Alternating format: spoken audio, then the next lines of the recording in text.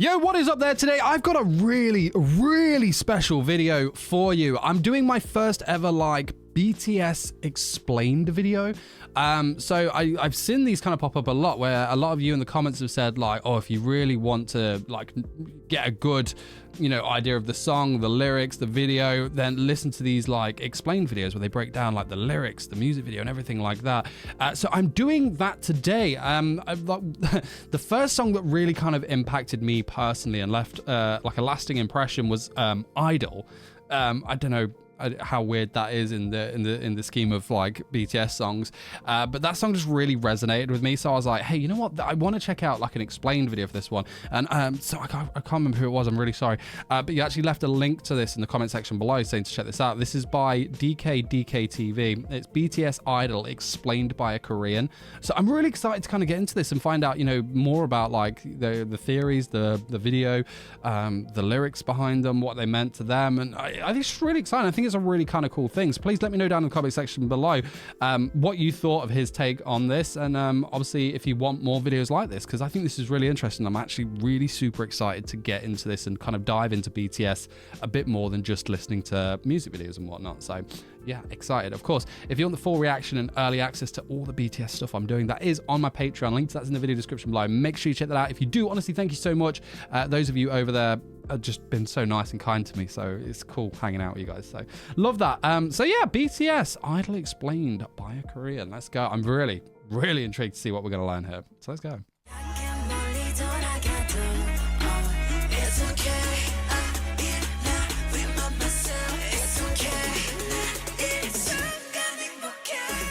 BTS's new NEWBIE Idol is making everybody go nuts. So much things are going around, and of course there are already a lot of attempts to decipher it or link it to previous theories. But rather than going into theories and unverified speculations, in today's video I will try to stay even more true to the NEWBIE and the lyrics itself. There will be mainly two parts. First, the lyric and NEWBIE dissection, and second, the Korean cultural references. So without further ado, let's go into the NEWBIE and lyric dissection. Can't call me artist, can't call me idol. Let's go, RM.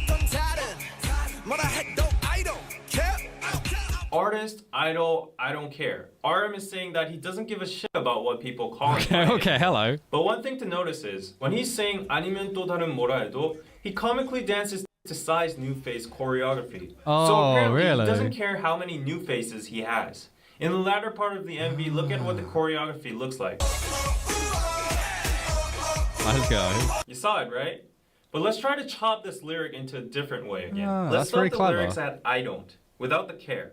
Not only does it sound exactly like Idol, connecting it with the second line that comes before it, it becomes like this. So if you try to chop the lyrics in that way, that's clever. It will have the meaning of, whatever you choose to call me, aren't you going to call me an idol again? This is called a 답정너 situation in Korean, which means you've already set your own answer inside your head anyways. So as you might know, in Korea, hip-hop artists or singers that are in idol groups are not taken seriously, and they're actually looked down upon. While RM said that he doesn't care about what other people call him anymore, at the same time he's trying to criticize these people that call them this and that, or maybe labeling them as idols. Wait, that's so clever. I love that little call out, that's awesome. These lyrics are pretty self-explanatory. J-Hope is proud of whatever he is, and most importantly, he's free. He has no irony anymore of who he is because he's always just himself. But one thing we should focus here are the artifacts that have been sitting on the table since the beginning of the NEWBIE. On the table we see two things, a sailor ship and a globe. And now there's an airplane in the background. As J-Hope addresses in his song Airplane 2, the airplane, globe, and ship all represent their current status, the freedom they have now, and pride for global success/influence. Man, that's so cool. I completely ignored the items. Wow. In this part of the NEWBIE, it's natural to have questions about what the drawings in the background actually mean. The drawings seem to be watched by many people and surveillance cameras. And the lyrics are talking about how haters are talking about BTS. Nobody but the members that drew the drawings themselves would actually know the true meaning behind the pictures, but relating to the lyrics, we can guess that it's something like a message towards haters. Maybe it's what BTS members think haters are like. or what they think haters might think of BTS themselves. That's Suga's drawing is interesting. pretty clear. A huge BT21 Shuki is crushing haters with his hands. It also has Ilsam, Ilpar, which are references from Deng, being the ultimate card pairs in the game's Hotta. The numbers could also mean their debut year, 2013, when they started from the ground, but now in 2018, they are this big. But Jin's picture is kind of hard to understand. He's drawn a kore, which means whale in Korean. Nobody but Jin will know the actual meaning of this, but to just speculate, kore is a slang for two meanings in Korean. First, a very powerful / rich person or group. It's a word used especially a lot in stock market terms. The second slang meaning of kore is actually a dick. Who knows, he might have been responding to the people chattering about this incident. Hey, that's kind of sassy, isn't it, really? Wowza.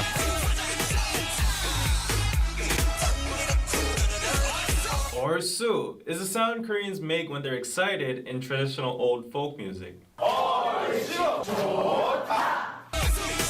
Man, that play there, that's cool. Jiwaja technically means a song that people sing when the nation is thriving or peaceful, but in short, it's just another sound Koreans make when they're excited and to boost up the rhythm and good feeling of the song.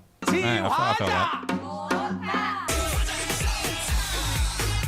I love that. Kungdorororo is basically a beat used in a specific Korean rhythm called 국거리 장단.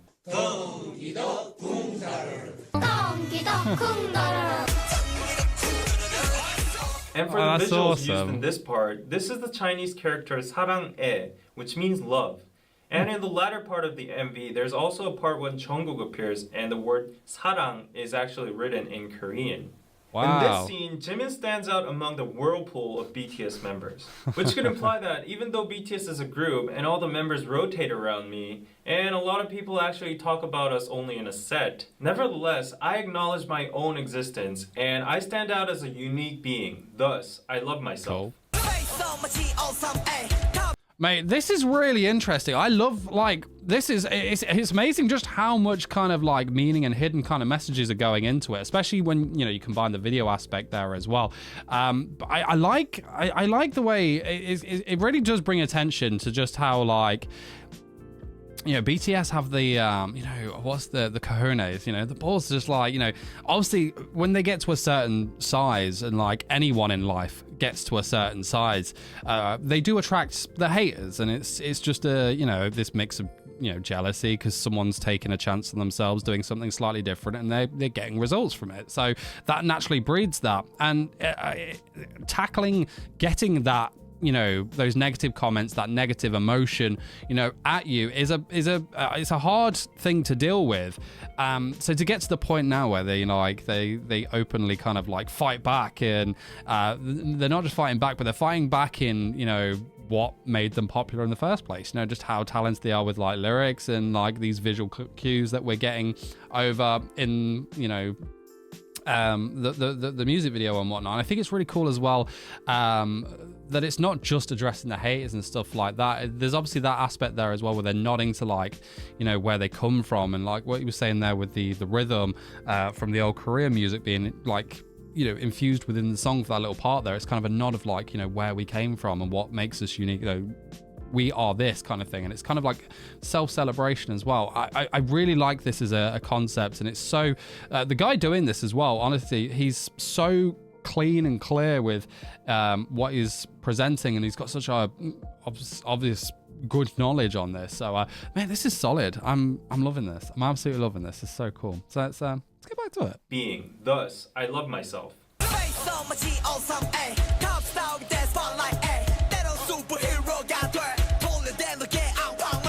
Off is a famous movie directed by famous movie director. I love Face Off. In the movie, the main characters who are an FBI agent and a terrorist get to change their faces. As RM mentioned earlier about new faces, J-Hope is also referencing the movie to show that they can be called or changed into a totally different person. Like his next lyrics state, he can be sometimes a superstar or a superhero. That was really cool. I didn't miss that. That was awesome.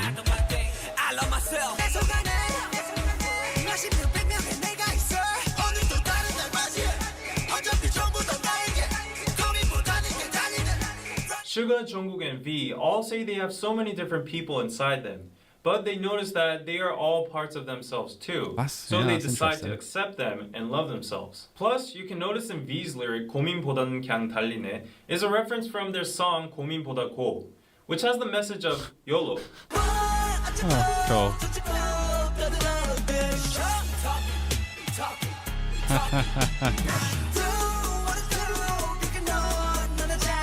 Man, that is a strong lyric. Basically means haters or people are talking shit about them, like blah blah blah blah, this and that.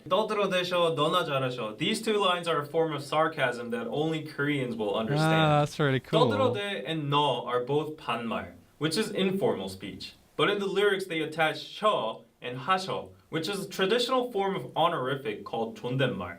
So the sentence here is a mix of informal and honorific speech. Thus, sentences like 너나 잘하셔, 너나 잘하세요 would be criticizing or being sarcastic towards people who think highly of themselves. But one more thing to notice in the MV again is the bunny in the moon. This comes from a Korean mythology that a rabbit on the moon is making the medicine for immortality. Thus, the rabbit on the moon stands for prosperity and immortality in the Korean or East Asian culture. But why that's so interesting. Immortality? Because there's a saying in Korean, 욕을 많이 먹으면 오래 산다. It means if you get cursed a lot, you live long. The lyrics of this part says people are saying all kinds of shit to BTS. So in conclusion, regarding the amount of shit BTS received, they will have immortality and prosperity. Hey, that's Just huge. another fun thing. Rabbit in Korean is called tokki. And in this part, you can hear BTS singing in the background. That's awesome.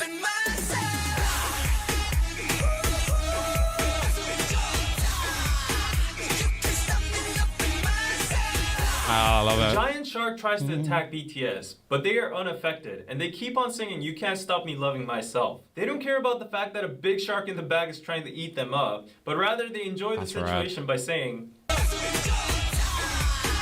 Now to the second part. There are so many Korean traditional references in this MV. The traditional clothing hanbok, the Korean house kiwatjip, the tiger which stands for Korea, the moon rabbit, the Korean fan dance, the word love, and the traditional lion dance called 북청 사자노름. Actually, this dance was done during the full moon, which has the meaning of warding off all bad luck or ghosts, and celebrating to bring prosperity and unity to the village. Furthermore, you can see that the choreographies were also affected by the traditional Korean dance moves, like the head-spinning dance, 상모 돌리기.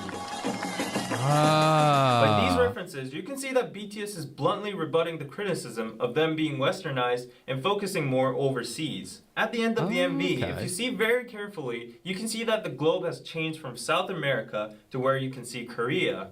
Also, on a side note, you can see the sun rising in the beginning and lots of other times during the MV, along with the shining moon.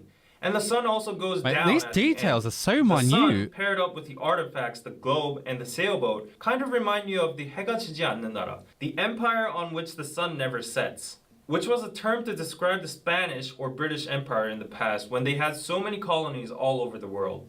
Connected to the earlier references about the moon's prosperity and immortality, the sun also represents the fact that BTS is so global that their fandoms are everywhere around the world, which makes them a cultural superpower empire where the sun never sets. At the end of the MV, the sun actually does not completely go down, which means despite the Love Yourself series might have come to an end, they still have so much time and new stuff to show us in the future. Lastly, as the director's comment, I think that the colorful, crazy, distracting style of the MV and the clothes they wore all stand for accepting every single side of you, promoting diversity, accepting differences throughout the world, ultimately by loving yourself.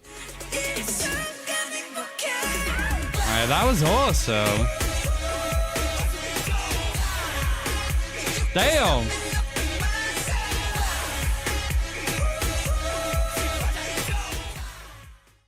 Man, I already mentioned it kind of like in the first break, like using their talent to like bite back. Mate, using their talent to bite back, that's incredible. Like that reference about like the Empire and stuff at the end, that was just absolutely like, I felt like, I don't know like how you guys felt when you first heard that, but I felt like my mind was just blown by that. Like I was like, man, that is so freaking smart. I love how much research has gone into this as well, like looking into like the really small details, like, you know, the globe changing at the end, and it was really cool. Like Like, honestly, there's so many kind of cool things in this song. Like, one, obviously, I don't really know a lot about like Korea and like Korean culture, so it was cool to kind of like learn these little things they've added in and stuff like that. But there are things I do know, like Face Off, for example, the movie with John Travolta and Nicolas Cage, and they referenced that in there. And the first time I've listened to this, that has gone way over my head, but now every time I listen to that song, when I hear that line, I'm gonna make that connection there, as well as other things as well, like the rabbit on the moon. You know, was it Toki was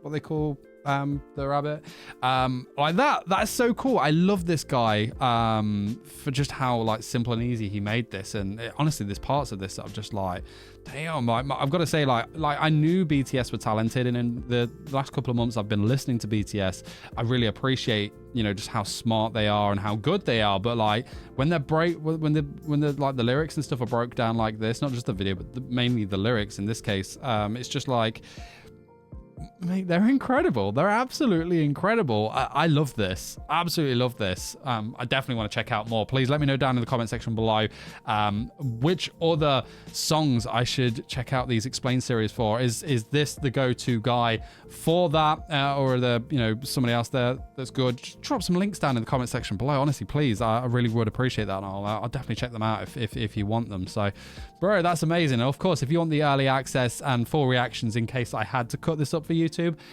that is on my Patreon link. That's in the video description below. If you do check that out, honestly, thank you so much. I really, really, really do appreciate that. It means a lot. But yeah, I'll see you soon for some more BTS. Till then, bye bye.